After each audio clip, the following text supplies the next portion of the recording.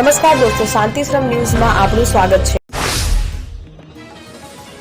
ધાનેરામાં આજે હિન્દુ સંગઠન દ્વારા મામલતદારને આવેદનપત્ર આપવામાં આવ્યું. બાંગ્લાદેશમાં હિન્દુઓ પર થતા અત્યાચારને લઈને આજે ધાનેરા મોટી સંખ્યામાં હિન્દુ ભાઈ બહેનો અને રાજકીય આગેવાનો, ડોક્ટરો, વેપારી ભાઈઓ હજારોની સંખ્યામાં રેલી નીકળી અને મામલતદારને આવેદનપત્ર આપ્યું. આજરોજ ધાનેરા તાલુકાના માલોદરા ગામે રાત્રિ સભા યોજાઈ હતી, જેમાં ધાનેરાના મામલતદાર જે.આર. મહેતા અને તાલુકા વિકાસ અધિકારી અને વિવિધ અધિકારીઓ હાજર રહ્યા હતા.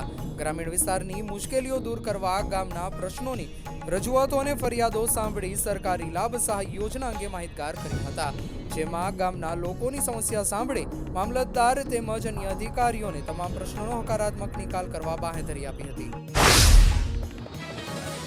ડીસા પાલિકા પ્રમુખ સંગીતાબેન દવેએ પાલિકા પ્રમુખ સહિત સભ્યપદેથી પણ આપ્યું રાજીનામું. જિલ્લા કલેક્ટર કચેરી ખાતે પહોંચી પ્રમુખ તેમજ સભ્યપદેથી રાજીનામું આપ્યું છે.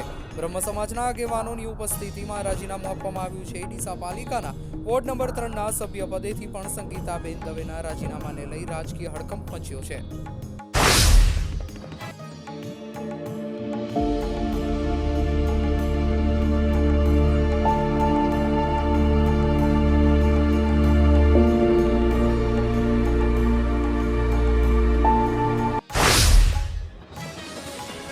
બનાસકાંઠા જિલ્લામાં હિન્દુ સમાજ દ્વારા બાંગ્લાદેશમાં હિન્દુઓ પર અત્યાચારને લઈને હિન્દુ સમાજ લાલઘુમ જોવા મળી રહ્યો છે. હિન્દુ સમાજના વિવિધ સંગઠનો આજે પાલનપુર કલેક્ટર ખાતે રેલી સ્વરૂપે સૂત્રોચ્ચાર સાથે આવી પહોંચ્યા હતા અને બાંગ્લાદેશમાં હિન્દુઓ પર થતા અત્યાચાર મામલે કલેક્ટરને આવેદનપત્ર પાઠવ્યું હતું. બાંગ્લાદેશમાં હિન્દુઓ પર થતા અત્યાચારને લઈને પાલનપુર હિન્દુ સમાજે વિરોધ નોંધાવ્યો છે. પાલનપુરમાં હિન્દુ હિતરક્ષક સમિતિના નેજા હેઠળ કલેક્ટરને આવેદનપત્ર આપવામાં આવ્યું છે, જેમાં બાંગ્લાદેશમાં હિન્દુઓ પરના અત્યાચાર રોકવાની માંગ કરી છે અને સ્વામી ચિન્મય કૃષ્ણદાસજીને મુક્ત કરવાની માંગ કરવામાં આવી. દાતા તાલુકો ગુજરાતનો સૌથી પછાત તાલુકો છે. આ તાલુકામાં મોટાભાગે આદિવાસી સમાજ વસવાટ કરે છે.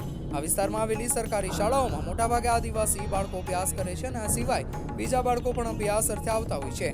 ત્યારે રાજ્ય સરકાર દ્વારા અભ્યંતરિયાળ અને તાલુકાની વિવિધ શાળામાં બાળકોના સ્વાસ્થ્યને લઈને અનેક સુવિધાઓને યોજના સ્વરૂપે શરૂ કરાય છે. ત્યારે દાતા તાલુકામાં વર્ષોથી ચાલતી મધ્યાહન ભોજન યોજના કે જેનું હાલમાં નામ પીએમ પોષણ યોજના તરીકે ઓળખાય છે, જેમાં આવેલા મોટાભાગના કેન્દ્રોમાં 80% કરતાં વધુ સ્ટાફ એસટી છે. આ તમામ લોકો દાતા મામલતદારને આવેદનપત્ર આપ્યું હતું અને પ્રાંત અધિકારીને પણ આવેદનપત્ર પાઠવ્યું છે. હોસ્પિટલ કાંડ મુદ્દે ક્રાઇમ બ્રાન્ચને મહત્વની સફળતા મળી છે. વાસ્તવમાં ભાગેડુ આરોપી ડોક્ટર સંજય પટોડિયાની ધરપકડ કરાઈ છે. નોંધનીય છે કે ડોક્ટર સંજય પટોડિયા ખ્યાતિ હોસ્પિટલમાં ડિરેક્ટર હતો. આ સાથે રાજકોટમાં doctor Sanjay Patodia new life નામની હોસ્પિટલ ચલાવતો હતો. સંજય પટોડિયા રાજકોટમાં છુપાઈને બેઠો હતો. જોકે આ ઘટના બાદ તેણે આગોતરા જામીન અરજી પણ આપી હતી. આગોતરા જામીન અરજી રિજેક્ટ થતા અમદાવાદ આવ્યો હતો. આ દરમિયાન 16 મિત્રના આરકે જે ફાર્મ હાઉસ પાસે છુપાયો હતો, જે બાદ ક્રાઇમ બ્રાન્ચે આરોપીની ધરપકડ કરી છે. શહેર અને તાલુકાના લોકોને આધાર કાર્ડ અપડેટ કરાવવા હાલમાં સરકારી કચેરીના ધરમના ધક્કા ખાવા પડી રહ્યા છે. આધાર કાર્ડ સેન્ટર પર છેલ્લા 5-6 દિવસથી લોકોની લાંબી લાઈનો લાગી રહી છે. વારે વારે સર્વર ડાઉન છે તેમ કહી લોકોને કલાકો સુધી લાઈનમાં ઊભા રહ્યા બાદ પણ પરત જવું પડી રહ્યું છે. ડીસામાં 1-2 બેંકોની શાખાઓમાં આધાર કાર્ડ સેન્ટર ચાલે છે, જેમાં પણ શનિ રવિની રજા, જાહેર રજા સહિતના પ્રશ્નોના કારણે લોકો મામલતદાર કચેરી કમ્પાઉન્ડમાં આવેલા આધાર કાર્ડ સેન્ટર પર સવારથી જ મોટી સંખ્યામાં ઊભા રહેતા નજરે પડી રહ્યા છે. દરરોજ માત્ર 30 જ લોકોને ટોકન આપવામાં આવે છે. ગુજરાતની વધુ એક સાંસ્કૃતિક હસ્તકલા વિરાસતની વૈશ્વિક ઓળખ બની રહે છે અને વિશ્વને ઘરચોળાનો ઇતિહાસ જાણવા મળશે. ભારત સરકારના કાપડ મંત્રાલયના હેન્ડલૂમ્સ ડેવલપમેન્ટ કમિશનર દ્વારા નવી દિલ્હી ખાતે આયોજિત જીઆઈ એન્ડ બિયોન્ડ વિરાસત સે વિકાસ કાર્યક્રમ દરમિયાન ગુજરાતના ગૌરવ સમાન ઘરચોળા હસ્તકલાને પ્રતિષ્ઠિત જીઓગ્રાફિકલ ઇન્ડિકેશન ટેગ એનાયત કરવામાં આવ્યો હતો, એટલે કે જીઆઈ ટેગ એનાયત કરાયો છે. ગરવી ગુજરીના પ્રયાસો થકી શક્ય બન્યો છે. ઘરચોળા માટે જીઆઈની માન્યતા પોતાના કલા વારસાને સુરક્ષિત રાખવાના ગુજરાતના સમર્પણને પ્રતિબિંબિત કરે છે. આ જીઆઈ ટેગ ગુજરાતની ઘરચોળા હસ્તકલાના સમૃદ્ધ વારસા અને જટિલ કારીગરોને વ્યાખ્યાયિત કરે છે અને તેનાથી ઘરચોળા કલાના અનન્ય સાંસ્કૃતિક ખજાનાનું સ્થાન વૈશ્વિક ફલક પર મજબૂત થશે.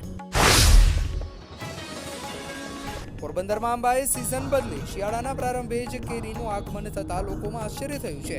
જિલ્લાના હનુમાનગઢ, બિલેશ્વર, ખંભાળા તેમજ કાટવાણા અને આદિત્યાણા સહિતના ડેમ કાંઠે આવેલા ગામોની જમીનને જાણે કે આંબાનો પાક માફક આવી ગયો હોય એમ છેલ્લા કેટલાક વર્ષોથી અહીં મબલખ કેસર કેરીનું ઉત્પાદન થાય છે. પોરબંદરના ખંભાળા, બિલેશ્વર, આદિત્યાણા, હનુમાનગઢ સહિતના બરડા ડુંગરની ગોદમાં આંબાના બગીચા આવેલા છે. ઉનાળાના સમયમાં કેસર કેરીનું ઉત્પાદન થાય છે, ત્યારે છેલ્લા 2 વર્ષથી શિયાળાના સમયમાં કેસર કેરીનું ઉત્પાદન જોવા મળી રહ્યું છે. 1 કિલો કેસર કેરી 851 રૂપિયાના ભાવે વેચાઈ હતી. બનાસકાંઠા જિલ્લાના દાતા તાલુકાના ભેમાળમાં પથ્થરની કોરીવાળાઓનો ત્રાસ વધી રહ્યો છે. આ ગામે આવેલ પર્વતોની ગિરિમાળાઓને નષ્ટ કરી ખૂબ જ મોટું નુકસાન કરી રહ્યા છે. જ્યાં જોવો ત્યાં ડસ્ટ ત્યાંથી પસાર થતા વાહનો અને રાહદારીઓને જાણે સજા કરવાની હોય તે રીતે બેફામ ટેલરો ચલાવી માથે તાડપત્રી કે અન્ય રીતે પેક કરાયેલ ન હોય બાઇકવાળા અને લોકોને દૂરથી ભરી નાખે છે. ખુલ્લેઆમ જાણે આંધી આવી હોય તેવો માહોલ જોવા મળે છે.